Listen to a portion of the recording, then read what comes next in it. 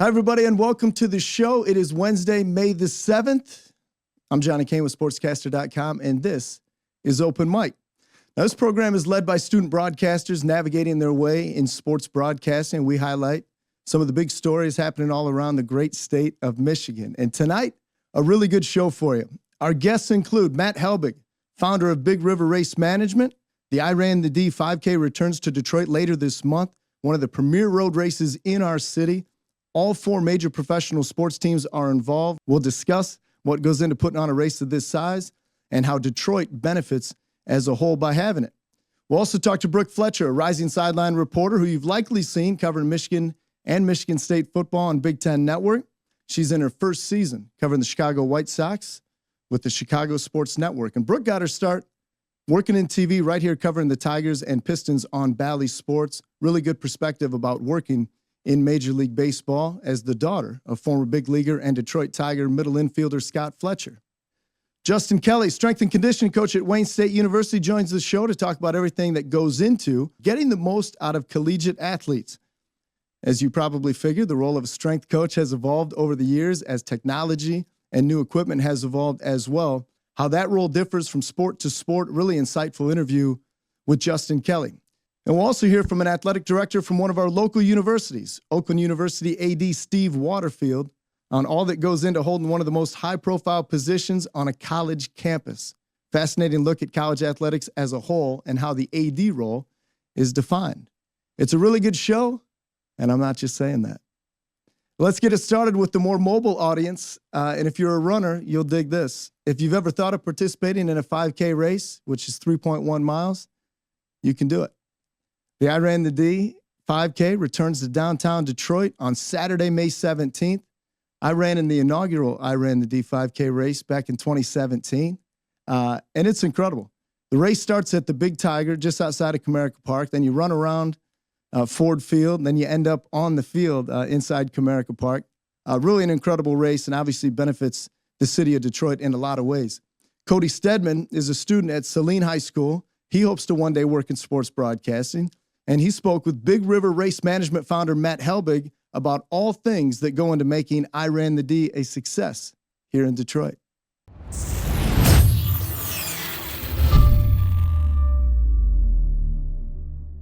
Throughout Detroit, many different organizations plan their 5K or even 10K marathons throughout the city of Detroit, Michigan. But we're joined by one of the forefront organizers for the I Ran the D organization, CEO of Big River Race Management, Matt Helbig. Matt, thanks so much for joining us today. Yeah, Cody, no problem. Thanks for having me. So to start off, how about you introduce yourself and what your company really does for different marathon runners? Sure. So yeah, my name is Matt Helbig. I'm a St. Louis native, and my company, Big River Race Management, helps organize and execute 5K and 5K events, basically endurance events. So 5K, 10K, half marathon, full marathons, road races, essentially, from coast to coast. So we do events primarily in the Midwest, and we do some events on the East Coast for the most part. So how did you get into the world of race management? I was a runner in high school and ran in college. I was a Division II athlete running at Truman State University. And when I got done with undergrad, I wanted to stay in the sport, so I thought I'd be a coach and went to graduate school in the Big 12 and was a coach at Iowa State University and started helping out with. We hosted cross country meets and track meets there, and it always kind of fascinated me, kind of all the behind the scenes things that were taking place. And then fast forward a few years, I actually got into the industry by opening some running stores in St. Louis to begin with. And pretty much right after we opened the running stores, we started getting phone calls from local 5Ks, 10Ks, cross-country race organizers asking if we could help with managing their events. Could we sponsor the event? Could we provide the timing for those events and the organization? And at that time, we kind of looked at the race management side of things as a way to drive foot traffic and business into our retail stores. So we started kind of a side hustle doing small 5Ks and working with some of the local high schools for their cross country meets. And we'd host the packet pickups at our stores where people would come in before the events and pick up their race bibs or their T-shirts, and then they'd spend a few bucks at the store. So it was always kind of a side hustle for quite a few years. And then as we kind of got better at it and invested in some different new technologies at the time, we kind of started growing and growing and growing, and all of a sudden we had this whole other business that we were operating alongside our retail stores. And after a few years, I was able to kind of get out of the retail. I sold the retail stores and started focusing 100% on the event management and race management side of things. And so, yeah, here we are now. We've got 3 offices around the country.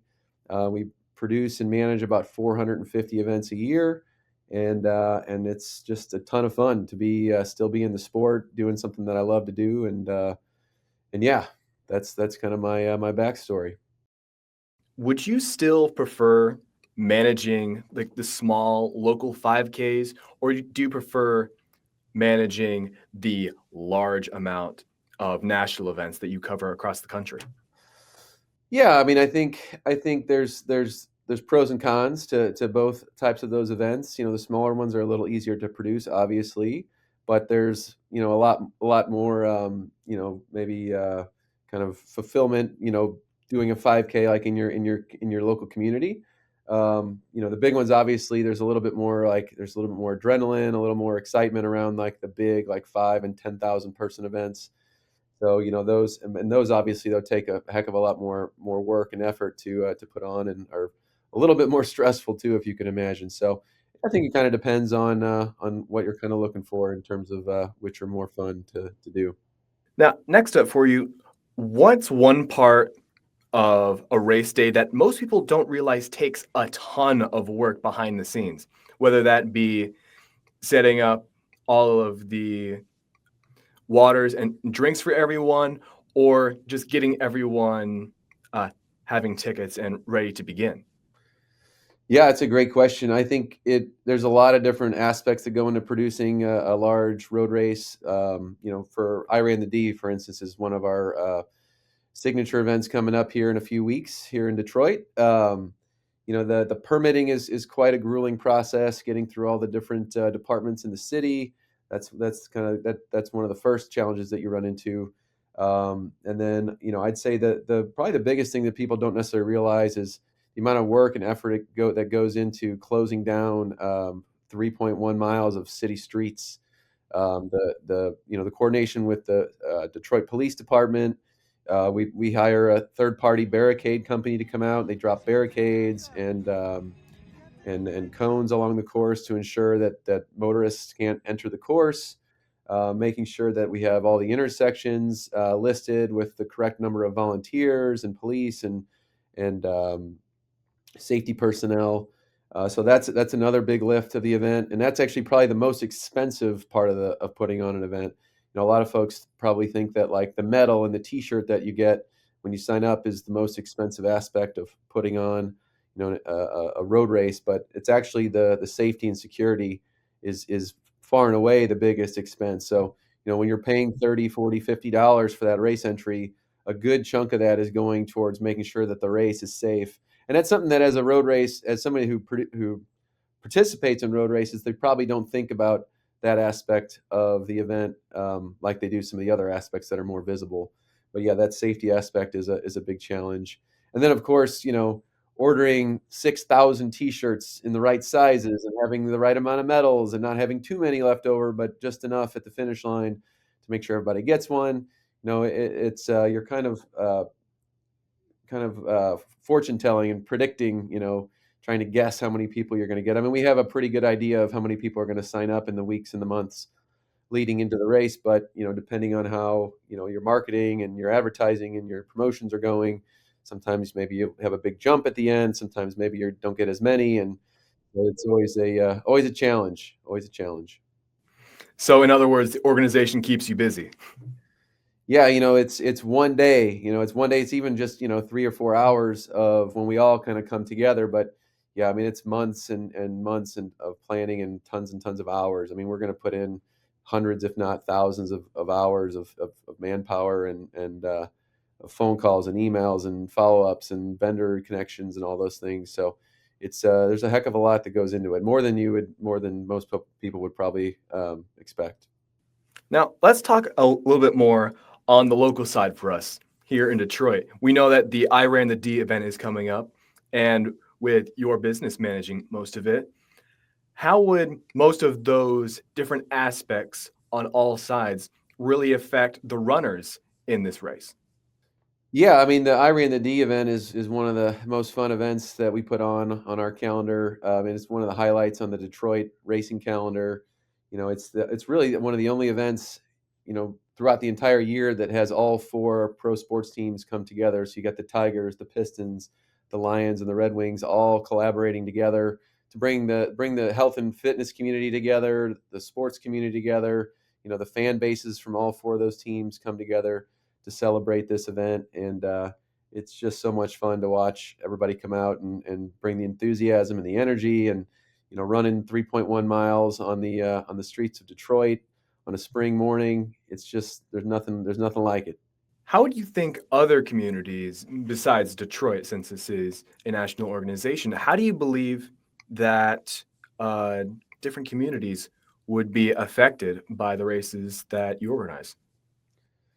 Yeah, I mean each race has its own its own way of connecting with its community. In Detroit here, the I Ran the D 5K benefits local nonprofits. So last year, Chad Tuff, um, which is an organization that raises funds for child brain tumor cancer research, they've been our one of our main beneficiaries the last few years. Last year, we raised over $70,000 for that organization. We've also partnered with the Detroit Sports Commission, who do some amazing things for youth sports here in the community, and we're excited to have them be a part of the event this year as well. So, that's how this particular event touches the community here in Detroit. Other events that we work with around the country have different charitable aspects, and do different things for their communities. But that's one of the beautiful things about endurance sports and road races like this is there's always something that gives back to the community. Whether it's a charity, whether it's a nonprofit organization that's doing great things in their community. The bulk of these events that you're going to see that come through the community that you can run on almost a weekly basis now in almost every community around the country are going to have some charitable component to it that's just doing great things in the community. So runners and walkers are very generous people, and these events are a great way to not only give back to your community, but to gives you some fitness goals and a reason to get out and stay healthy and active and getting outside. Yeah, I completely agree. And so, if you're just tuning in, we're talking with Matt Helbig, CEO of Big River Race Management, one of the managers for the I Ran the D race later in the next few months. Now, I know you mentioned the Detroit Sports Commission, who has played a pivotal role in enhancing the local economy of Metro Detroit, even helping the record breaking 2024 NFL draft hosted in Detroit, Michigan, which broke a ton of records even for Metro Detroit. Now, moving along, what other organizations help you and other races that you hold across the country? Sure. I mean, some examples that kind of come to mind. The Girls on the Run organization. That is a national organization that helps girls between the ages of 8 and 13 learn life lessons and train for a 5K. We work with a number of those chapters throughout the Midwest and help them execute their 5Ks, which is their culminating experience after a 10-week training session where they run. They meet twice a week where they run, and then they learn some different life lessons that help them grow up to be strong, amazing women. And so that's one example.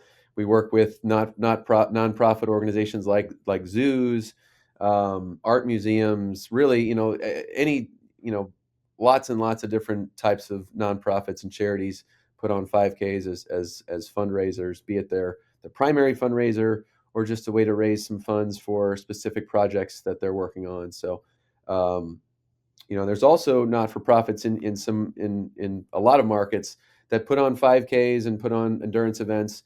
That's their primary function, and then they give back to the community in a number of different ways by supporting youth running organizations, youth sports initiatives, and a whole plethora of other charitable components. So one last question I do have for you today is, what advice would you give someone who wants to work in sports or fitness or even event planning someday, that since you have most of the experience for this, what kind of advice would you give for an angle like this?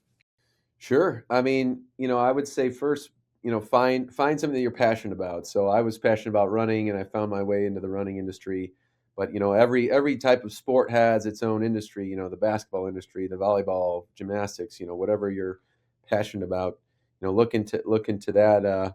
Look into the business side of it. And then after that, I would say find some of the organizations or the companies around the country that are big in those spaces, and find a way to get on there as an intern, as an entry level person, as a volunteer. Really, I mean, in this particular sport or this particular industry, there's tons of volunteer opportunities within the road race industry, and go out and do some events, see if it's something that you enjoy, and then from there, find your way in there. There's lots of people that are going to be willing to bring you in and show you the ropes, and getting valuable experience that then will kind of help you find a job that actually pays money. But yeah, don't be afraid to go out and ask questions and poke your way in. And you have to, sometimes it's competitive as well. Sometimes you kind of get into some of those industries, so you're going to have to do some work. The I Ran the D 5K is coming up on Saturday, May the 17th. More than $200,000 have been raised for the Chad Tuff Foundation, which raises money for children with brain tumors. It is a worthy cause. For more information, go to runsignup.com and search I Ran the D. When we come back, you ever wonder what it's like working as a sideline reporter for a Major League Baseball team? Brooke Fletcher of the rival Chicago White Sox joins the show next.